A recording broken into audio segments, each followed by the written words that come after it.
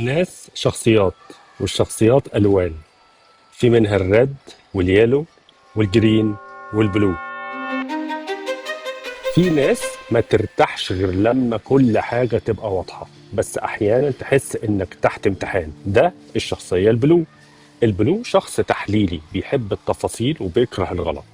البلو الطبيعي منظم ودقيق، وجوده يحميك من قرارات غلط، لكن لما يخرج عن اتزانه يتحول لنقد مستمر، تأجيل وتجميد أي خطوة خوفا من الخطأ. الشادو للشخصية البلو هو الخوف من الفشل، فبيختار الكمال بدل التقدم. لو انت بلو، التقدم مش محتاج كمال. ولو انت بتتعامل مع شخصية بلو، فهمه ان الوضوح يطمنه مش الدفاع. خلينا نفتكر حاجة مهمة، احنا هنا مش علشان نحاكم نفسنا ولا نحكم على غيرنا.